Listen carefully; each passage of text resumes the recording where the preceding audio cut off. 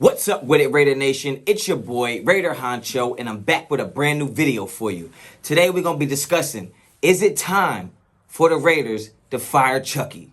Should the Raiders get rid of Jon Gruden, pack his ass up, and ship him out overnight to the nearest destination? Or maybe the furthest destination. Let's get into it. Now, before I get into any numbers or any of the stats or anything like that, I will say I was an original member of the Jon Gruden fan club when he first came to Oakland, okay? I told y'all in the past video, that was like the prime of my Raider fandom. That's when I was about 15, 16. That's when this shit was popping and jumping off. So I did fall in love with the allure of Jon Gruden. I will admit that, okay? The persona of Jon Gruden, Chucky, like I was there the first time around. So obviously when I heard the Raiders were going to bring him back, it was just natural for me to be excited and think like, oh shit, we getting that old thing back. You know what I'm saying? Like, but this is like one of those sequels to an original movie that was really good. The sequel just ain't living up to it. That's what this feels like, okay? And the fact that his nickname is Chucky is very, very perfect and fitting for this situation, because this is like one of them cheap ass horror movies, okay? The way our seasons have been turning out,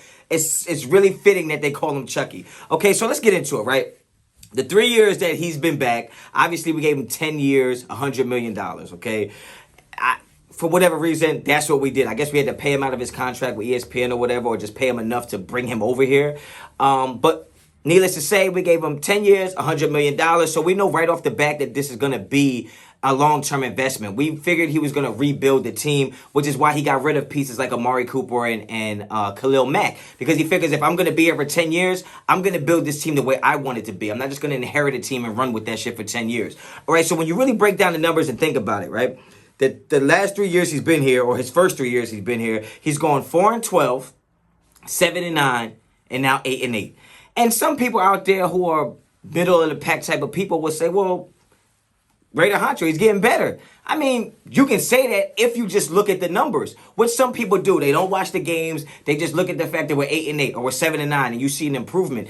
But where I don't see an improvement is the way we finish the seasons, okay? And I point directly at Jon Gruden for that because he's the coach. We're supposed to be ready under his watch, okay? If you think about it, in 2019, we were 6-4, poised to make a playoff run. Okay, we're 6-4, poised to make a playoff run, and we finished the season 1-5. Okay, so we're 6-4. We go out there to New Jersey, where I'm from, Jets. I went to that game. It was raining. It was pouring. It was cold. And I'm out there thinking, I'm about to see my boy Derek Carr go off. And no, it was a shit show. We lost by damn near 30. They blew our fucking doors off, okay? So I pointed Jon Gruden for that. Now, when you think about 2019, we start 6-4. We finish 1-5. Okay, growing pains. Fast forward to 2020, we start the season 6-3. We're 6-3. We're actually on the top of some people's power rankings. Like, we're mixing it up. We're in the mix of this playoff shit. And then we finish the season 2-5. 2-5. Once again, we go out here to an East Coast. I think it's Atlanta. Get our doors blown off. It's very similar. And then we play the Jets, and it looks like we're not even awake. Okay, so the second half collapses have been an issue for Jon Gruden's teams. Okay, I don't care what nobody says. I'm putting that on Jon Gruden. There's no way it's the players. You don't just go from winning some games to not winning games, and it's the same players.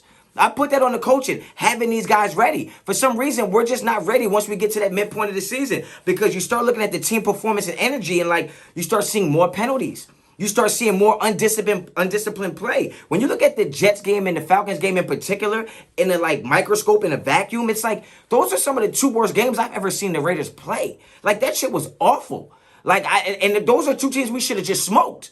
We got smoked by one and then barely beat another one, right? So I look at the team energy and performance, the vibe of the team. It just looks like at the end of the season, we're just so lackluster. Like we're going through the motions, like we're hoping to win. We're not doing the shit it takes to win, all right? Now, another issue I have with Jon Gruden is that it always seems like he's taking on projects. Like this guy he's like one of those girls that like sees a damaged guy and she wants to save him. Or she sees the bad boy and she's going to turn him good. Knowing damn well the regular people know that shit don't happen. A damaged guy is damaged. A bad boy is a bad boy. He might act good, the motherfucker's bad, okay? And that's what's going on here. Jon Gruden sees people's true colors and players' true colors, and he tries to repaint them differently because he'll put his stamp on it. And it doesn't work like that. When you think about the Antonio Brown drama, that's on Jon Gruden. Let's not forget that I think in his first season, or maybe his second season, He traded a third-round pick for Martavis Bryant from the Steelers while he was suspended. You bring him in, you sign him, you trade a third-round pick for him, and then you cut him. Have you ever seen somebody get traded for a third-round pick that don't make the team? Like, what are you doing? You're talking about projects, rejuvenating careers? What is Jason Witten on our team for? Well, he look like a substitute gym teacher. He out here. Why is he getting more snaps and more targets than Foster Moreau? Somebody please explain to me. Explain to me that, Jon Gruden. Explain to me why you keep taking on these projects. Why do you have Marcus Mariota making that much money? He's making $8.8 million to be a backup. In 2021, he's going to be making $10.6 million. And you might say, well, that's normal for a backup. You paying that man all that money, and then you don't even trust him enough to play him when the starting quarterback gets hurt. Now, if you have a backup quarterback and the starting quarterback gets hurt, you put him in the game. You let him play. If he's healthy, you're paying him $8.8 million to be a backup, but not even a real backup, just a pretend backup. Because when you should have played him, because Derek Carr is hurt, he couldn't even get the job done? You mean to tell me he couldn't outperform Derek Carr that week while Derek Carr had a pulled groin? You're paying a man $8.8 million that can't outplay an injured quarterback? That shit just doesn't make sense to me, okay? When you think about the projects like that, and then you think about the fact that he also reached on Ruggs, not only did you reach on Ruggs, you didn't even use him. Now, I put Ruggs down as a bust in my Trust and Bust segment, and you go check that video out. It's under there. But some of that is because of Jon Gruden, if you think about it. So it'd be one thing if you reached for a guy, but then you throw him the ball like every play. I respect it. You reach for him, you better fucking use him, right? Like if I reach for a fork, I better use it. If I reach for a cheeseburger, I better eat it. Can't put the shit back. So you reach for the guy, and then you don't even use him. This shit is a joke, right? Forget performance. Forget the reach, forget the projects. Then you keep Paul Guenther for another year? What did he show you? Oh, because the last game of the season, we lost in overtime in 2019. You said, well, it looks like we're getting better, so we're going to bring him back. No, man, that chubby ass Alvin in the chipmunk face, you know what? I'm not even going to say nothing about it. Gus is here now. Thank you, Lord, that we got Gus Bradley, and hopefully he can turn it around. Somebody in the comments told me, well, Gus Bradley's going to turn this defense around and improve it. I said, well, no shit. He can't make it no worse. You know what I'm saying? So when you think about that, you think about the Guenther, the performance, the reaches, the projects, the record. You put all that to the side and you say, hey, man, shit happens. But then you look at the play calling. And when I talk about the second half of the season, it's very indicative of the second half of the games. Because every single game I watch, the second half play calling is atrocious. It becomes so remedial and so simplified. You wonder why we can't get nothing done in the second half. It is so terrible. And what's this with every game, the third possession, we sit Josh Jacobs. Every third possession of the game, Josh Jacobs is out. God forbid we need to score on that possession. We won't even have our best guys in, right? So when you think about the second half play calling being pathetic and remedial and so predictable, you have to think about the Raiders have taken 18 field goals within 20 to 29 yards.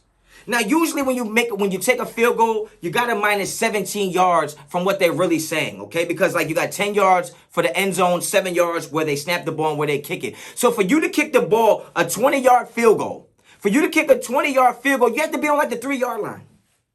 The 3-yard line. The 3-yard line. Mm-hmm. For you to kick a 29-yard field goal, you're at like the 12-yard line. The 12. So you mean to tell me you done kicked the ball 18 times from the 3 to the 12-yard line?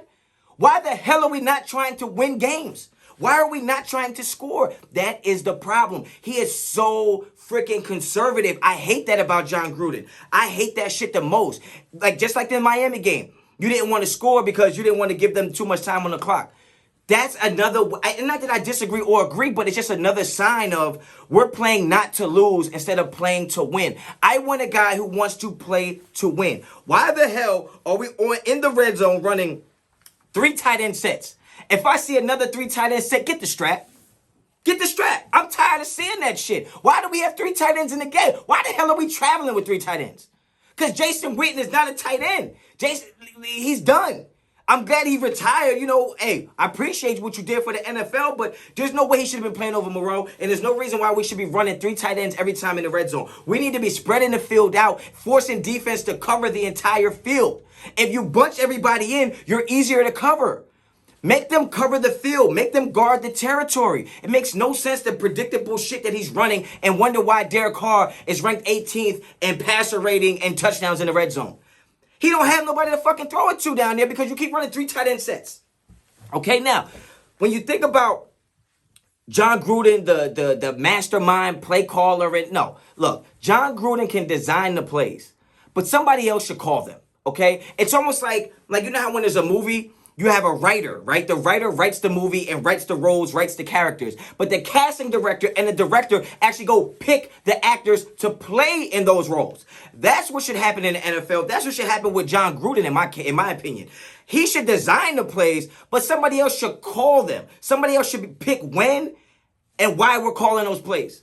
Somebody should pick them. Not him. It's okay that he designs them because he draws up some good plays. But we need a younger, aggressive mind to know when to call those plays. When's the appropriate time to do this and do that? That's what I think should happen. So when you're asking me, is it time to fire Chucky? Is it time to fire Jon Gruden? You know what? I understand we can't eat that hit of $100 million, which you'll probably have to pay him 70 if you fired him right now. I understand that. But if you don't fire him, somebody better talk to that motherfucker in a real aggressive way and tell him he need to turn it up. He needs to step it up. That seat on his ass should be boiling hot. Okay, because if we don't fire him this year, I guarantee you somebody going to be pissed off if we don't make the playoff next year and we don't fire him. So is it time to fire Chucky? Probably. Probably is. But do I understand why they won't? Absolutely. But somebody need to talk to him and tell him he need to step it up. All right? And if you agree or disagree, leave it down in the comments. I'll holler at you. Get at your boy. You know I'm going to respond. That's what I do. If you like the content or the video that you see right here today, like the video. If you like the content on the channel, subscribe to the channel. Because all I'm doing is bringing Las Vegas Raiders shit right to you. Up front. 100% real, 100% all the time. Until the next time. Raider Honcho out.